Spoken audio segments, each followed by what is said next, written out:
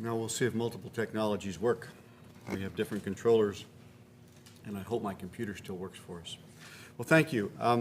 What I wanted to do is we'll blend in a bit with the presentation we just had, but we were asked to talk about coal-based options for energy generations for the next 30 years. And we're involved in a number of things in China, have been, and we can talk about that. But let me see if we can go through some of this relatively quickly so we have time to talk a bit. Whoops.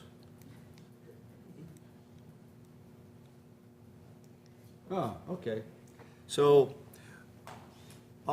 first of all, I'd like to talk just a little bit about an introduction to the collaborations we do have with China and some of the implications of that Clean Energy Research Center effort for the next 30 years. But mostly I want to talk about some of the current forces for change in the energy sector and implications for the U.S. coal sector. We're in a time of tremendous potential change in what's going on and what the potential future is for coal utilization. And then a few concluding remarks.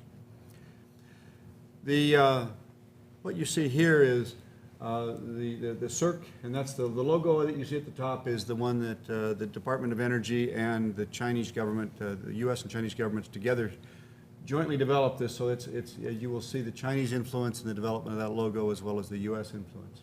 And so this is something that we're really trying to do to bring that together. And that's for all three of the activities going on underneath the Clean Energy Research Center. Now at the bottom you see some idea of the U.S. participation in the Advanced Coal Technology Consortium group. We have the national labs, we have the universities, we have companies, we have non-for-profits, and that's moving forward at a reasonable pace. The goals of the Advanced Coal Technology Consortium really were to focus on emerging commercial field and development projects. And the idea was to achieve rapid progress in clean coal and CCS, or CCUS actually, as we're now using in combination with our Chinese partners, for development, demonstration, and enhancement. But some of the major things we're looking at, and this is a little bit redundant, but one of the things that I thought I would talk about is we focus the work we're doing around actual projects, and we're looking at the research opportunities and holes that we're seeing in the work that's going on. So we're worrying about novel capture technologies, sequestration practice as we actually look at that, coal conversion and gasification, and reduced footprint, basically the reduced footprint of coal use in general. And the Green Gen plant you can see in Tianjin, the B&W Amine Test Center in Ohio are two of the ones that we're looking at in this area. In terms of the team, we've talked about it, but one of the things that I did want to point out was that we are okay. Anyway, I guess I don't have the pointer's not that important. We are working a lot with the private sector as well, and Alstom, Babcock and Wilcox, Duke Energy, GE, LP Mina are major participants, both financially and in kind, in terms of the research efforts that are ongoing by those companies. And also some new companies that are coming out with some really innovative new technologies like Ramgen Power Systems and Great Point Energy.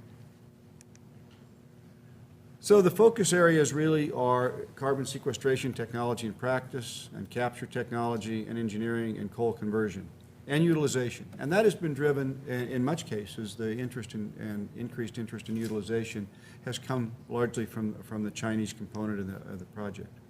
So when we look at carbon sequestration technology and practice, we're looking at characterization, simulation and modeling, and probably most important in this, and of very much importance to the Chinese, is the risk assessment and hazard management issues related to any potential CCS activities.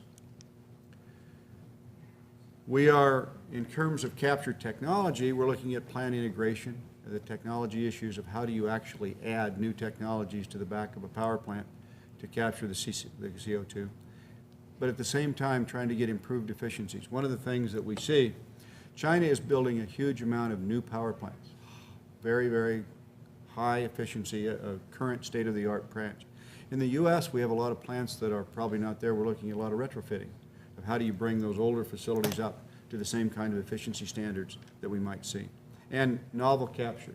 That is a huge area of interest and some very, very innovative technologies. We've got one project now going on underneath this in our med school, where they were doing some things that were coming out of medical science that may actually prove breakthrough in CCS capture. So that's interesting kinds of things. In conversion and utilization, we're talking about the way that we've talked about it: gasification, oxy-firing, enhanced oil recover, algae utilization. And one of the other things that is very much important as we look at CCS is when you push CO2 underground into deep saline, we're going to displace a lot of not necessarily high quality water. But what we're trying to look at there is, in many of the places where this is happening, water resources are very much an issue. So that if we can treat that water and actually make it usable for human consumption, or at least industrial consumption, that would be a major factor. So we actually might be able to increase some of the water capabilities or water resources in certain areas. We've talked about it in many of the projects that you've seen discussed in China are part of what our joint activity is doing. But we also have some in the U.S., the Edwardsport plant in Indiana. You've seen pictures of the Shidonko plant in Shanghai, and the Majita, the Inner Mongolia direct coal liquefaction facility there where CCS is going on as well. And we are looking at some of the ENN projects. They are really the state of the art. That is where the world leadership is coming from in algae. They're also working with Duke Energy in the U.S. and some things going on in the United States. Oxy-firing and combustion, some of the companies in the U.S., B&W has been one of the world leaders in that. But Air Products is involved. If you're going to do oxy-firing, you not only need to know how to burn it, you got to figure out how to get the oxygen. And one of the things that's happened is tremendous breakthroughs in cost reductions in the development of oxygen separators. And cold chemicals, cogen, capture, various ways that we can try to increase the efficiency and utilization of our energy resources. Okay, so China accounted for 46%. If you remember this morning, I think that was the number that David Sandalo used. That was 2009 numbers. At the current rate, I would assume by either this year or next year, China will be using over half of all the coal used in the world. That's continuing to grow. One thing that is happening is China is capping or attempting to cap production in China, but they are investing heavily in huge import facilities. And the U.S. is looking very much, when you talk to Wyoming, they're looking very much at how to actually export coal to China. China's coal use is not going to be capped. China's production of coal is going to be capped. If you look at what's happened in China, I think that what you're seeing is a change that is ongoing.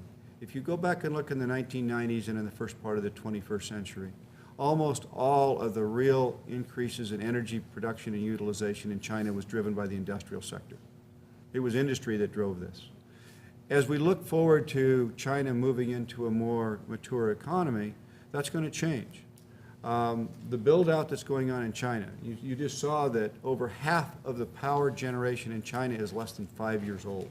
That's a tremendous amount of growth and rate. But that's not a long-term thing. If you grow at that rate, you're not going to continue to do it forever. So as that happens, the composition of the output in China is going to change. The number of the proportion of cement, the proportion of steel in terms of the GDP is going to go down as the major build-out projects go forward. And so what we're seeing is a real move, I think, in China's energy growth to be increasingly consumer-driven. You know, as you move up the economic ladder, there is also a demand for more energy-intensive lifestyles, all the way from flat panels to more refrigerators or more cooling and heating for the home. I was in Wuhan in December. I guarantee you, not being in unheated buildings in December when it's 30-some degrees outside is not necessarily pleasant. We're not used to it in the U.S. But within the 30-year time horizon that we were asked to address, we're going to see major changes because a lot of that industrial build-out, all the way from the buildings of the new highways to the buildings of the railroads and the fast trains, and the equivalent, as we talked about this morning, of the U.S. housing or buildings infrastructure being duplicated in China. That changes things once that's in. Once China becomes an emerging economy, you're going to see a lot of changes in that area. One of the other things, though, the traditional environmental quality and water resource concerns continue. As one of the things we've talked about, most of the new plants in China have the environmental controls on them. They just don't always operate. So there's an issue there in policy, and not only enforcement of policy as well as regulation. So what other things are going to be driving coal use over the next 30 years? I think that carbon management is something that 5 years ago, if you would have taken a poll of most of the people in the U.S. side in this, at this conference, and you would have asked them, in 5 years, will we see any policy movement in terms of carbon management, I think you would have got a fairly strong positive vote. If you look at where we're at today, you would have to say that we may not be as far along that road as we were 5 years ago. We may have taken 1 step forward and 2 steps back. But I don't think that's a long-term issue. I think that's an issue that will come around again, that we do have to deal with again, and will again get attention at the highest levels. Perhaps once we get our economy in a little better shape than we are today. So in the U.S., and I think actually not just in the U.S., but heavily in the U.S., the energy sector and where we go is hampered by a lack of clear political and policy signals. We talked about that before lunch. We could talk about it again. We can continue to talk about that.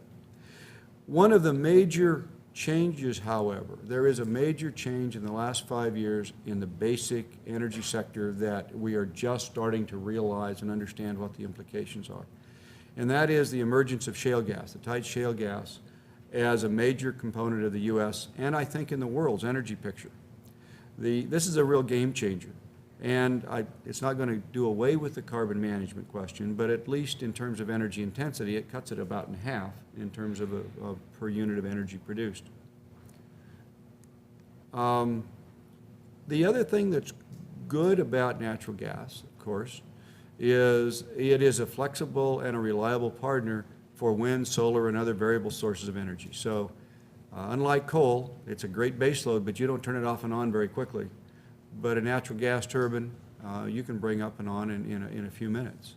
And so if you're trying to integrate that with wind power or solar power or any other kind of somewhat stochastic source of energy, you can do so and do it in a relatively efficient way. Now that requires a smart grid infrastructure. It requires some ways of managing the system that we don't have today. But both the U.S. and China are putting significant resources into that. And I think the engineers know it's a manageable thing, but it is an expensive thing as well. It requires significant amounts of investment. And in the U.S. in particular, building new infrastructure runs into tremendous regulatory and environmental constraints. And as we've recently found in West Virginia, tremendous amounts of pushback from our constituencies when you say we're going to build a power line across your county. One of the things, if you look at the shale gas, if you go back and look at 5 years ago, we were talking of 20 to 40 years of reserves of natural gas in the U.S. Those estimates varied, but they were in decades. The estimates you see today in terms of natural gas reserves in the United States are in terms of centuries. You see the biggest number may be around 200 years. I've heard estimates as much as 400 years and as low as 100 years. But in any case, it's huge, huge changes over the last 5 years. The other thing that I think that you've heard of technologies being developed in China, and I think there's a significant amount of interest in the U.S., is natural gas and coal as sources of transportation fuel. Natural gas can be used fairly straightforwardly in light fuels, but if you're looking at jetliners or jet fuel, or if you're looking at heavy transportation fuel for railroads or trucks, it's probably not going to be natural gas. But you can make natural gas from, or liquid fuels from natural gas via Fischer-Tropsch type technologies, or from coal in a variety of technologies. In many ways, if you think about it, there are many technologies where you can blend natural gas and coal, and you think that coal has about 1-to-1 in a hydrogen-carbon ratio, and natural gas 4-to-1, and you blend them together, you get about a 2-to-1, which is what you want out of liquid fuels. So the technologies are there to do some really interesting things with the resources we have. And from an energy security perspective, the U.S. is interested in that. But it's a very high CapEx kind of investment. These are not cheap technologies to invest. So that's going to be a pushback as well. So one of the things that I think is, in terms of coal utilization as we look forward, all of these things mean that we're in a time of change in the energy sector. I don't think the outcomes are clear. What I do think is we're going to continue to use coal. We have a lot of it. China has a lot of it. We are, at least at this point in time, have the largest coal reserves. Depending on where you look, Russia's probably number 2, China's 3, India's 4. Those are all have a tremendous amount of coal. On the other hand, at the current utilization, why is China wanting to cap coal production? Because in terms of their current use, it's probably less than a century in terms of coal capacity in China. I've heard as low as 40 to 50 years. The point is, there is a limit to all of these resources. In all of these cases, we're looking at long-term issues. From my perspective, fossil fuel is a bridge to the future. We have got to come up with a future that uses something else. And we have to make that bridge as long as possible. Okay? So we need to figure out a way to stretch what we're doing and to do it with an environmental footprint we can live with. So, what do I think? My conclusions? We're going to use coal. It's going to continue to be a primary component of energy in the U.S. over the next 30 years. It will probably be, in total usage, less than it is today, 30 years from now. I expect that. Or at least in terms of the way we use it today, it will be less. It may be used elsewhere. That does not imply that coal production is going down. I think we're going to become a major exporter of coal. And I think China is going to become a major importer of coal. And I would be surprised if that doesn't happen.